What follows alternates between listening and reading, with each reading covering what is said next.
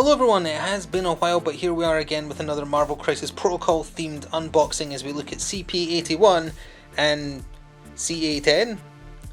I don't know, I guess card something. But this is the physical release finally of the updated cards for some of the older characters, some of the old Infinity Stones, and all that sort of stuff. We'll just take a look at what you get in that real quick at the end.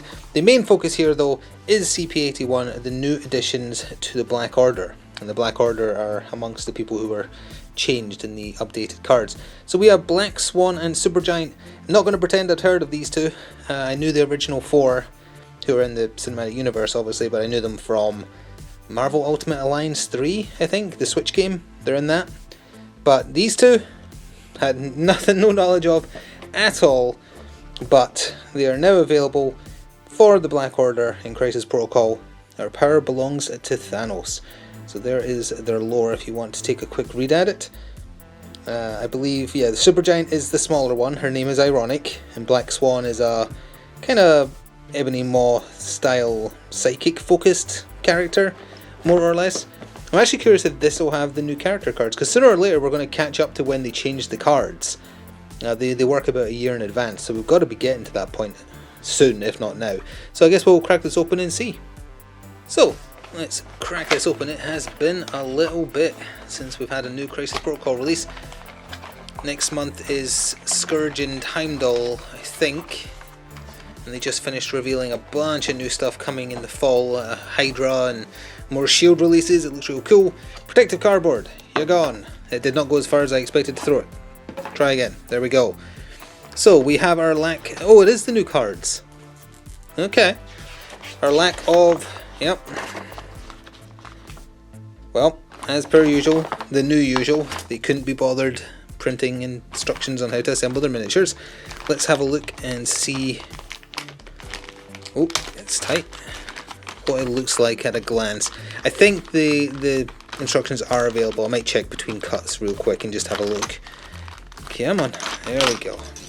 4 usual bases available. And then this is Supergiant, I think, yeah. So there we have it. Do we see any annoying bits? She's tearing apart some kind of robot. I don't know if it's meant to be Ultron or... kind of looks like one of Tony Stark's like security bots. I'm not sure what it's meant to be because again I'm not familiar with her. I presume it's a accurate reference. I think that's one of her hands at the wrist. That looks like the only annoying part given her size. The rest of it doesn't seem too bad. And Black Swan, she's got swirls. They've not got a good track record of showing how you connect models to swirls. Even if you have the picture, I mean. The rest of it though, not too bad. You've got to do wrist to hand, which is annoying. But the rest is what you'd expect. Legs to waist, 2 halves of the waist. Her head, where's her head? Oh, there's her head. With hood attached.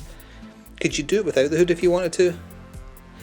Oh, actually, yeah, the hood must be optional, yeah, because on the official picture she doesn't have her hood up. Okay, so you can do a hood up or a hood down option. Not sure, I don't think there's any other options here, like can you do this robotless? Maybe actually, because I think there's more limbs here than you need. Hand, hand, hand, right? Or that could be the robot's hand, I guess. We won't know until we see the instructions. I always struggle to get the cards out the packet, so I'm going to do a cut to do that, and I'm going to check if their assembly instructions are available at time of recording. Alright, got the cards out the bag and can confirm the instructions are available, and there is only the hood option. There is no other options as far as assembly goes, unless you're willing to, you know, mod them yourself. But they are available, so they are there. We usually look at the tactics cards first, but just at a glance, this is my first time seeing the official version of the new cards. Obviously, they've been available digitally since like November. Oh, the existing character ones in that. It's my first time seeing them. I don't like the design at all. I don't mind that they're landscape, kind of like the Ant-Man and Wasp cards. Don't mind that at all. But they look like what they are. They look cheap. And if you believe that they did it for colorblind people, I've got a bridge to sell you. But we'll look at that properly in a moment. We have Psychic Shockwave, we have First of the Black Order, which has been errated a little bit, and Black Onslaught. Very cool art on all of them. Very neat. So Psychic Shockwave is, I remember them showing this one off. Supergiant and Ebony Maw spend 3 each to play this card. You roll 5 dice for each enemy holding an objective, and they suffer 1 damage for each crit or wild. And a character damaged this way drops all objective tokens they're holding. and you choose the order in which it's affected. That's a really powerful card for 2 units who I think don't have much trouble generating power. Yeah, very cool art. Don't know why they're picking on the Web Warriors, but they are. Fair enough. So, this card has been errated. This is to offer Black Order an alternative leader choice, and it costs you 1 tactics card slot. It makes Corvus Glaive the leader, so you don't need to bring Thanos every time, because he's obviously very expensive. 6 base and he can take 2 Infinity Stones. Or 5 base and 2 Infinity Stones, it's been a while. Either way, this has been errated though, because there's just a little bit of exploitable verbiage on the card, where if you were doing a Black Order versus Black Order match, the enemy team would benefit from the power from the right hand man effect. So they've just made it, they've changed it so it also says allied in the second sentence. That's literally the only thing they've changed. So just to clear up, just to stop people exploiting something, because you know at tournaments Black Order versus Black Order can be a thing that can happen. So that's been changed ever so slightly. Black Onslaught is a reactive. Black Swan has to be within 2 of Black Dwarf. They're trying to make you use Black Dwarf because nobody does. When she uses her charge superpower, they can spend 1 each to play the card. After a charge movement action is resolved, before making an attack you may place Black Dwarf within 1. So it helps Black Dwarf get up the table, although I don't remember that being his issue particularly. But they get to stick together, and I think they're both like the punchy people, although I guess we can see that now as we look at their cards. So here is Black Swan. Wait, this is Black Swan? Oh, I got them confused. I thought Supergiant was the small one. Why would it list it like that? Okay, never mind. So Black Swan is the small one. Supergiant is normal sized. I thought it was an ironic name because she's so small. Oh well. Got that wrong. She is a 4 threat medium move character, 4/4/3 defenses, so decent defenses, size 2, 6 health. She's got herself a basic strike, and then she's got eye lasers for 1 power, range 3, 5 dice with a pierce on wilds. And then her big attack, I love that it's just called Everything Dies. That's bold, that's right up there with Incantation of Obliteration. 4 power, 8 dice, range 2, has a throw on a wild, has a follow up on a hit, is that? The icons are still too small even in this new design. They have more space, there was no excuse. But after it's resolved you can make an I-beam laser without paying the cost. It has to target the original character. So if the Everything Dies does not in fact kill something, you shoot your I-beams at them to make sure. She's got charge, as the tactics card just gave away. Midnight Field, so you can spend X power during the dice, modify opponent's dice step. For each power spent, you can change 1 wild to a blank. Telepathic Suggestion, when this character is attacking, if you use a super rare during your opponent's modify opponent's dice step, you can reroll 1 of their defense dice. I think you'd want to just be saving for this every time, but she can fly and she can use the Power Stone, so power generation for her is not an issue. And then on her flip side, oh, you can't even do that. You can't do, then it's the right way around. You have to do it this way. She stays on 6 health. From memory, when they showed these off online, I don't think there's any changes whatsoever. And her defenses don't change either. Yeah, that's Black Swan. So, Supergiant. I'm always going to confuse their names now because I was so sure I had it the right way around. Told you I didn't know the characters. So she's only 3 threat, she is cheaper, a cheap option for the Black Order, which is good to go along with Proxima. She only moves small, 5 health, terrible physical defense of 1, but 3 and 4 for the other 2. She is a mental vampire, range 3, 5 dice. After attack is resolved you gain 1 power, it also drains life for every point of damage dealt. Devastate Intellect, 8 power. It's one of the most expensive attacks. 8 dice, range 2, if this attack would deal damage, it does not deal, if this attack would deal damage, it does not, and the character loses that much power instead. Oh! Let's see, oh actually that's what the icon was, so you can pay an extra power on Everything Dies to do the follow-up. Intriguing, and then depending on the number of wild you get stun or stagger, and if you get a crit, a wild, 2 hits and 2 skulls, you get Devour Mind where you instantly kill the person. But I'd love for someone to do the numbers on what the chance of that is on 8 dice, with potential rerolls perhaps. Submit, you can spend up to 5 to use this, choose a civilian token within the number of tokens you spent, and that character may interact with the chosen token without paying the power cost. So she can draw a token to her, a civilian token. Supreme Control for 2 power. When an ally character within 4 would be pushed. Oh, so it's like Jean Grey's, you stop people being pushed. Potentially handy depending on who you're fighting, like Web Warriors for instance. She's ethereal, so when you would suffer 2 or more damage from a physical attack or collision, you do 1 damage instead. And if you do suffer damage from a physical attack or collision, it drops all objectives it's holding. We're to refer to herself as it, just in the verbiage there. So it is not good at holding objective tokens if she gets physically attacked, but physical damage can't do a lot of damage to her. It's a strange balancing act. Like, do you want an objective token on her then? She can hold on to it in terms of not dying, but she drops it as soon as she's touched. Omnipathy. Omnipathy? When an enemy character within 3 of this character rolls 1 or more crits in any roll, after the effect is resolved, this character gains power, and she can also be the bearer of the Soul Gem. Then we have to flip it this way. She stays on 5 health. It looks like her arm's broken, that's horrifying.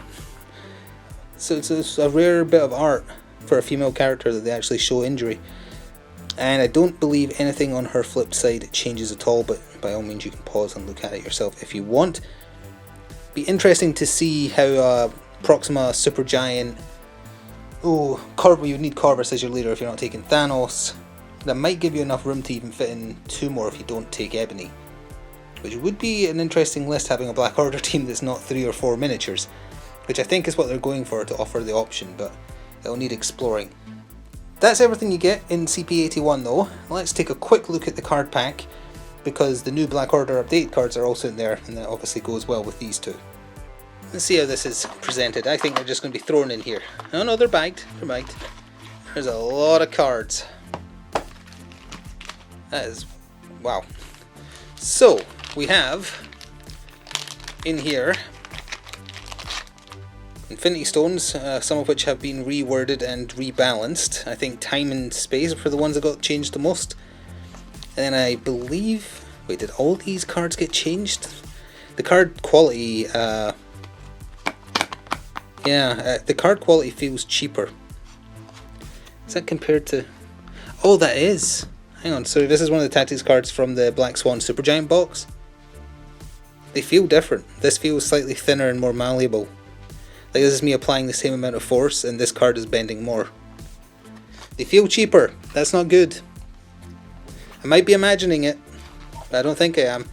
These might just be copies of existing... like, even the text looks worse. What's going on there? Why is that so small? These are not of the same quality as their original releases, and that is very disappointing. I'm also not sure why there's so many, because I don't think this many changed. But, yeah. This is most of the first wave of tactics cards. Oh, they smell as well. Ugh, yeah, that's not a nice smell. No, that is not a pleasant smell. Ugh. Look, what is the... again, I know what the real reason is, it's because it's cheap, but that looks so much worse than the existing card. So much worse. And they're definitely cheaper. Let's see if the tactics cards are like that. There we go. No, these feel thick. So these are all the characters that have been updated. So 2-threat Bullseye, and then everybody who's been changed a little bit, like Captain America, and then characters who've been changed more significantly, like Ebony Maw, for instance, and the big one is the Hulk. I want to be able to get the Hulk back on the table again. Ghost Rider changed quite a bit too. Let's see, where is he? There he is. Yeah, he is so much better now, and seems more fun to play. Can't wait to see him on the table. And then all the other characters who just changed a little bit. A lot of the Guardians of the Galaxy, because they've got a new leadership bonus.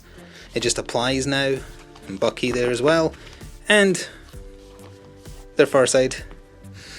You know, it's such a weird thing to complain about, and I know I can't prove it because this is a video, but they stink too. Let me smell the smelling cards on camera. I know this is weird. This does not smell. These stink. They actually stink. And I can't describe what they smell of because I don't know. But they stink of something. And it's not nice. And they're very clearly cheap, which is a shame. I don't know why they're penny pinching as much as they are. It's a little embarrassing, I think. Granted, it will make it cheaper to give alternative language translations. That's a good thing. But are they really doing so badly that they need to do this kind of thing? Like, these are... The quality of these cards is worse. It definitely is worse. That's so weird. Sorry to end on a sour note, but I'm actually genuinely surprised. On a random note, when I picked these up, I also decided to pick up one of the official Crisis Protocol novels, because I'm very, very curious if they're written for adults or children. Probably won't do a video talking about this, but I'll end up talking about it at some point, somewhere. I'm going to read this and see what it's like. But anyway, that was a look at CP81 and the card pack with the updated cards for like the first few waves of releases for the game that have kind of fallen by the wayside. Needed a buff, or debuffs in some cases. And that means we can finally get the Black Order back on the table, the Hulk, and all the people who've changed a lot. Even if it is with stinky new cards. Thank you for watching, and see you next time. Ta for now.